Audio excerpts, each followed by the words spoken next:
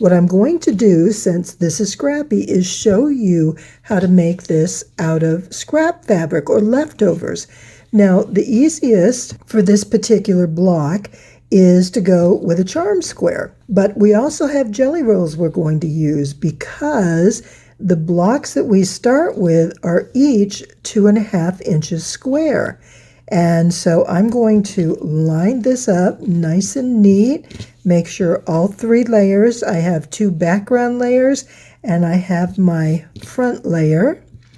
And it looks like that front one is just a little bit bigger. So if you have one that's bigger than another, just center this and you kind of put that overage on both sides, and then it's not nearly as problematic. Okay, we're good. So I'm going to line this up. I'm right at 5 inches. I have my 2.5 inch ruler. Now that's another thing. When you're using scraps, if you use leftovers, they're generally smaller pieces and oftentimes they're going to be similar to pre-cut sizes. And this set of 4 rulers are all at the pre-cut size. We have this 2.5 by 6, then we have the large 10-inch square, a small 5-inch square, and then another rectangle that's 5 by 15. So it has everything covered, which is wonderful. And I will put a link for that too, because I use this all the time, each and every one of them. Okay, so you saw that, right? One cut in that direction and a second cut here.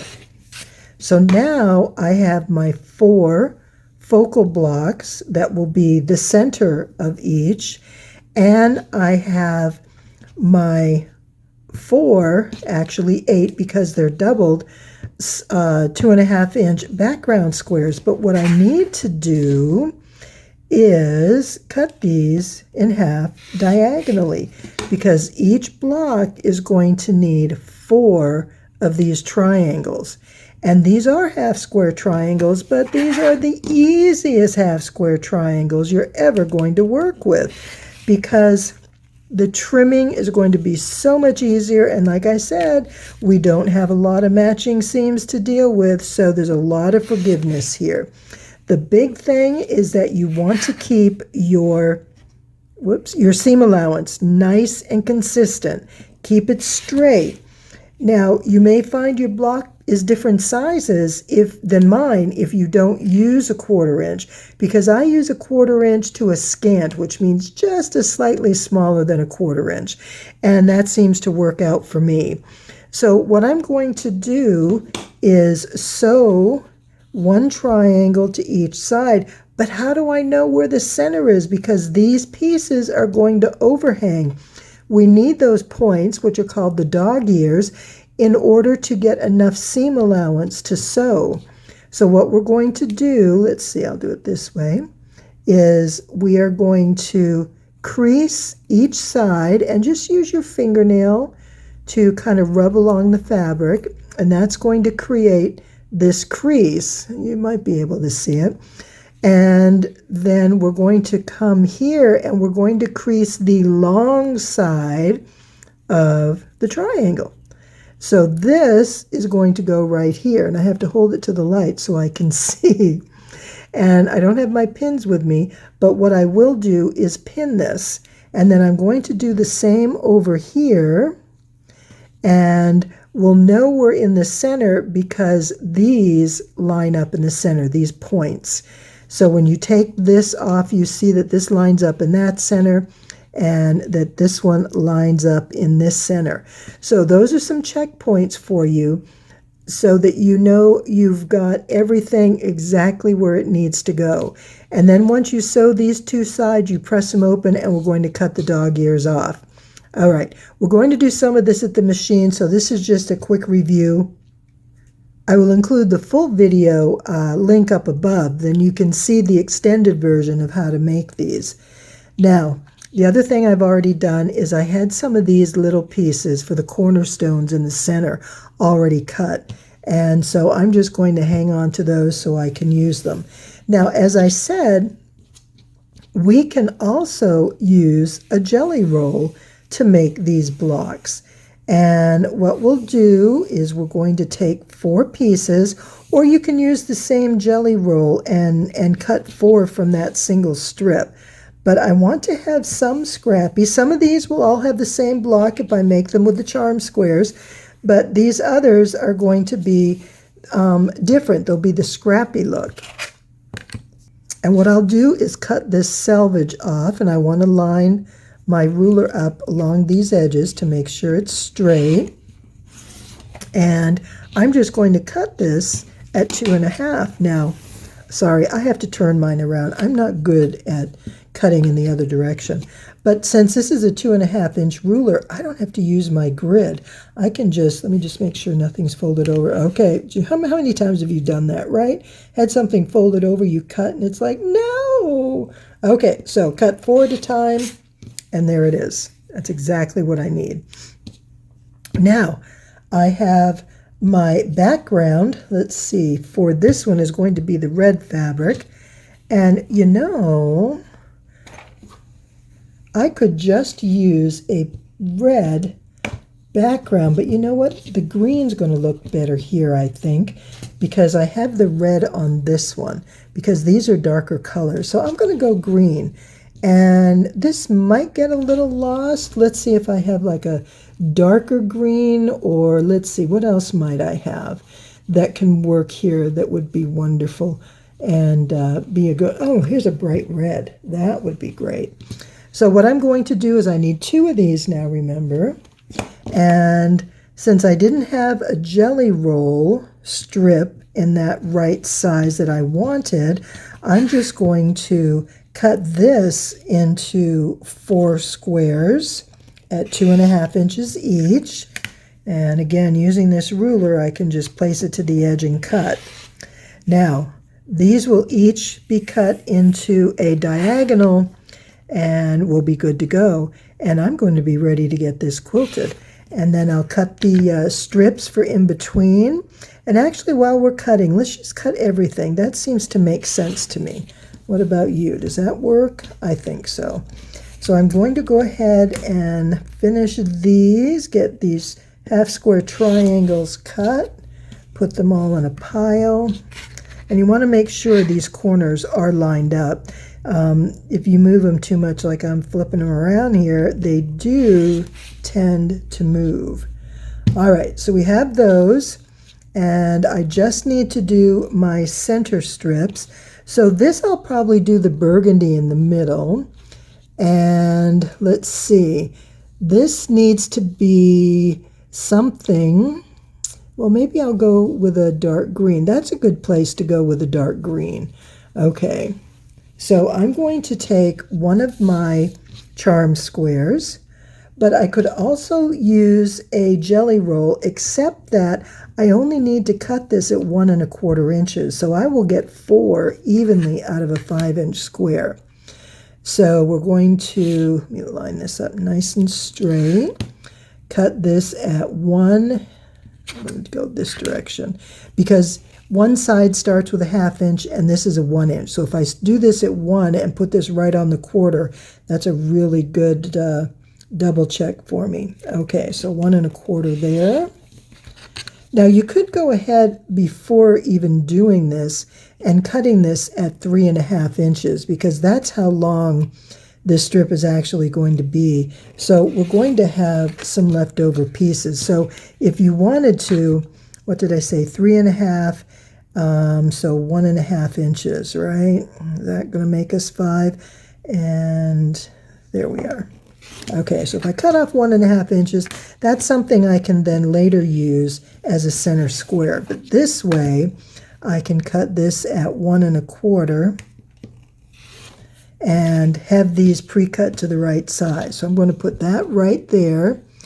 And everything I need for this one, and I'll put a dark green in the middle, and we're good to go. Okay, so we've done the jelly roll strips that we've cut, and we've used the charm squares. Plus I have all this extra everything everywhere because I want to make sure my scraps are accessible. You can see, oh my gosh, I have a bit of everything here. These are mostly charm squares, and these are other pieces. Oh, do I have a plan for those? Wait till you see.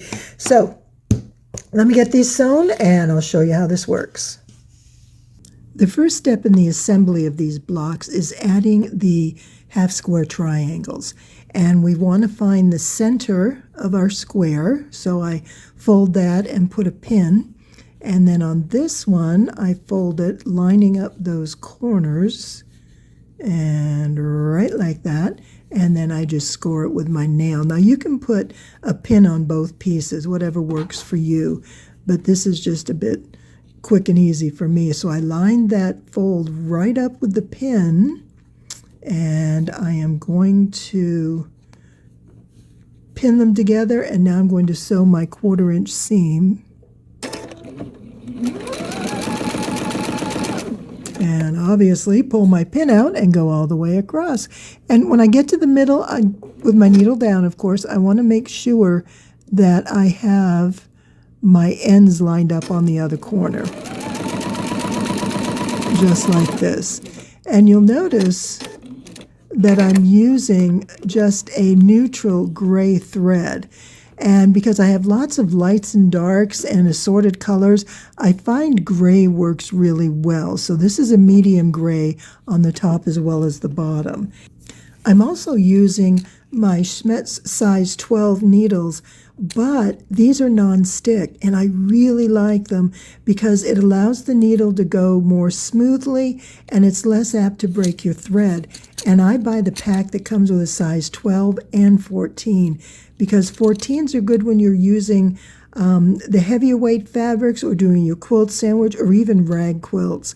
But these are really great, and I use those all the time when I'm doing my sewing. And especially my piecing because it just goes together so well. So I have this on one side, that corner. Now I'm going to come back and do the other corner. And we want to line that up, make sure it's just in the right place. Sew to the center and adjust to make sure. See how it kind of wants to go on the fold over, kind of lean over a little. That's because this is the center that we cut, and that's a bias seam. And bias seams tend to do whatever it is they want. Now, we're going to also now press these. So what I would do is take this and press it outward on both pieces, and then I'm going to come back and just trim those dog ears off. And I do it from the back side so I can cut it right in line with the square, just like this. And then when I press them out, it's all ready to sew. I have a nice clean edge right there. So let's see, where am I? I'm on this one. Okay, here we are. And so I'm going to add this, and again, I have it pinned to the center, and I line this up. And just keep on sewing. And with the third piece on, I'm going to press that outward, and then what I'll do is add one more to this side. And I haven't marked this yet, so let me go ahead and fold these. So I'm going to fold that, and I give it a good crease with my fingernail. And you know, when you're matching this, you want to be matching your square and not your triangles. You want this square to come edge to edge, just in case your triangle got stretched the littlest bit. So I have my crease there and my crease here. I line them up, and now I'm going to sew this together and make sure it's all nice and straight. And now I have my complete block. And again, what I'll do is I'll come through and I'm going to trim off my dog ears. And then from here, I'm going to press this. And again, all the seams are pressed outward. And you can see how great this looks. Now, the first thing I'm going to do before anything else is trim this down to 3.5 inches. You can see that this side and this side has a wider seam allowance than this side does.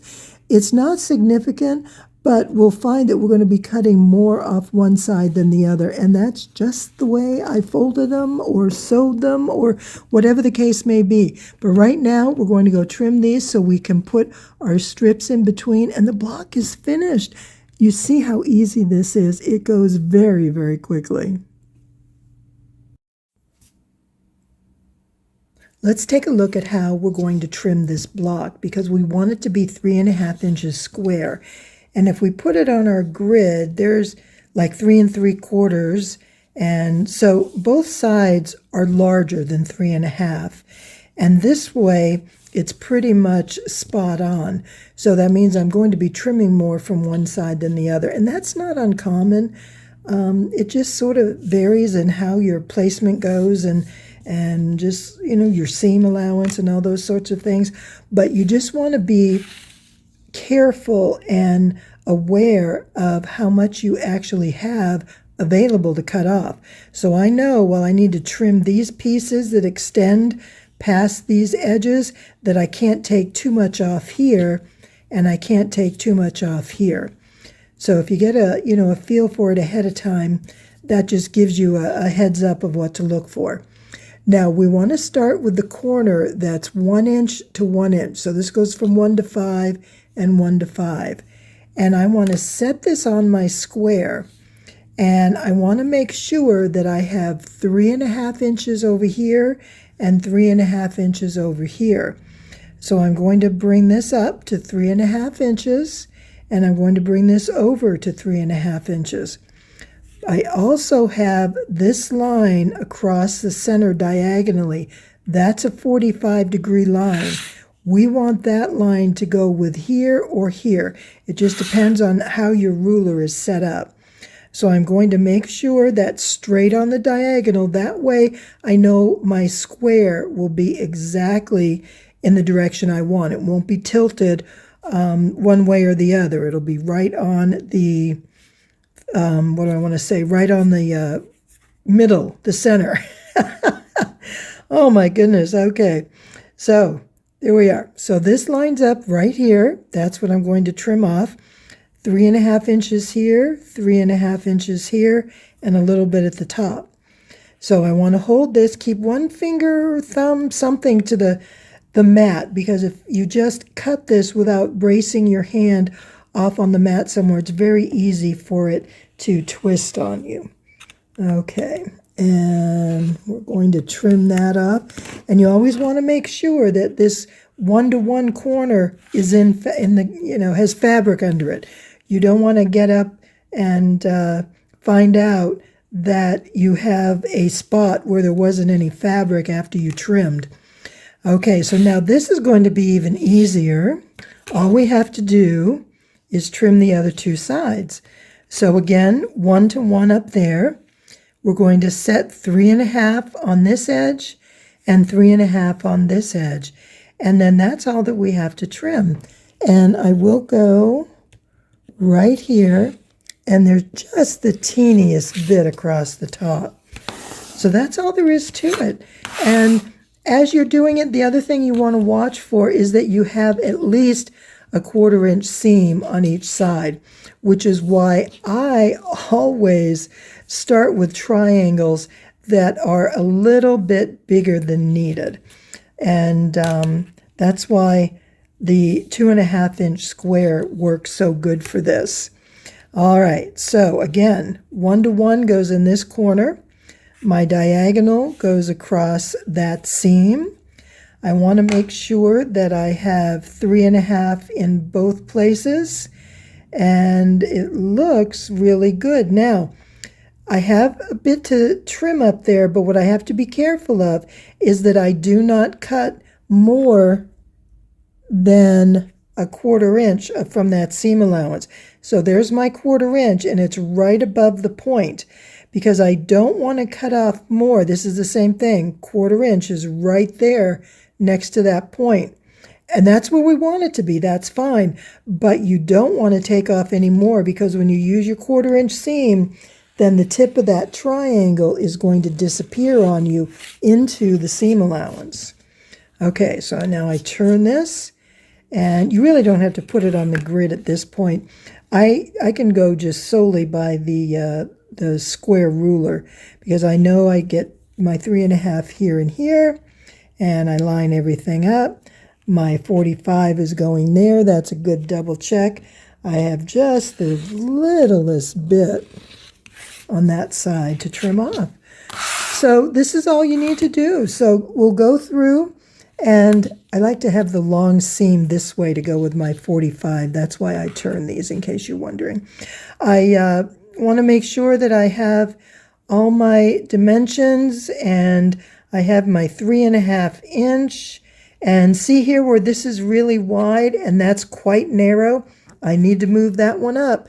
I don't want to cut that much off on that side, because then I won't have enough seam allowance. And everything looks good here. 3.5. All right, good to go. So there's just a few things you need to keep an eye on. And after you do this a few times, you'll get it down. You will be able to do it rather quickly, because you know what to look for. And right here, I've got everything 3.5, 3.5. My corner's in here. My angle's good. And all I need to cut is this side right there.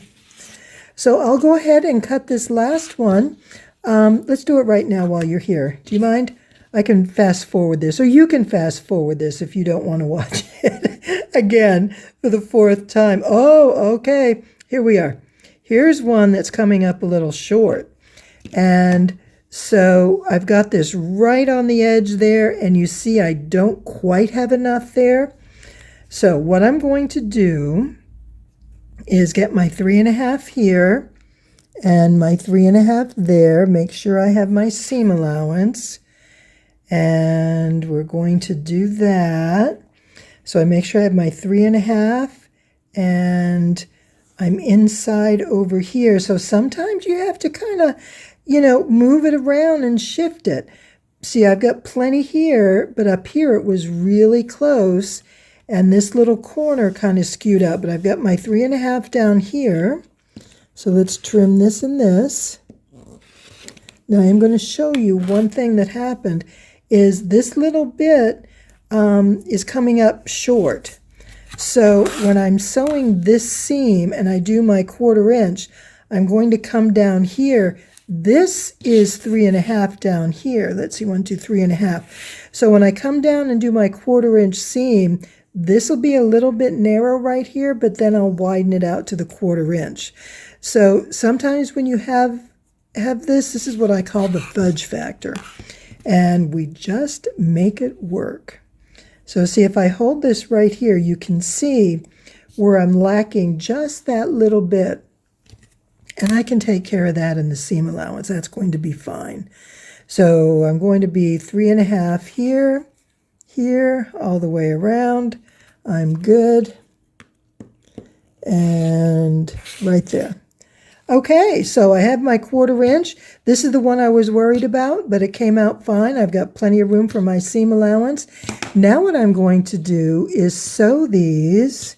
Let's see, I think I'm going to go white diagonally like this. And I'm going to do this. Now, well, there's my green pieces. Sorry, I got lost. I couldn't find them. All right.